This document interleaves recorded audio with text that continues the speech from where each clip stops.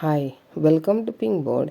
இன்றைக்கி நம்ம என்ன பார்க்க போகிறோன்னா, மை மதர் அட் 66 போமோட டோனும் மூடும் பார்க்க போகிறோம். ஸோ டோன் எப்படி கண்டுபிடிக்கிறது அப்படின்னு பார்த்தீங்கன்னா, அந்த ரைட்டரோ அந்த ஆத்தரோ எப்படி வந்து அந்த ப்ராப்ளத்தையோ இல்லை சுச்சுவேஷனையோ வந்து அப்ரோச் பண்ணுறாங்க through her writing R through his writing, அதுதான் வந்து டோனு.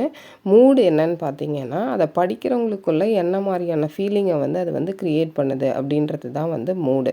ஸோ இப்போ மை மதர் அட் 66க்கு டோன் பார்த்தீங்கன்னா கன்ஃபெஷ்னல் அப்படின்னு சொல்லலாம், கான்வர்சேஷனல் அப்படின்னு சொல்லலாம். கான்வர்சேஷன்னால் உங்களுக்கே தெரியும், கன்வர்ஸ் பண்ணுறது, பேசுகிற மாதிரி இருக்கிறது.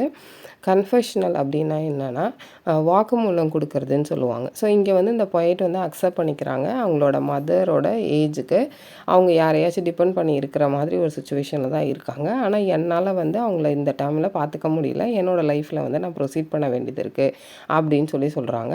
மூடு பார்த்திங்கன்னா நம்ம அதை கேட்கும்போது நமக்கு வந்து சேட்னஸ் கொடுக்குது. ஸோ அதனால் சேட்னஸ் ஒரின்றது தான் இதுக்கான மூடு.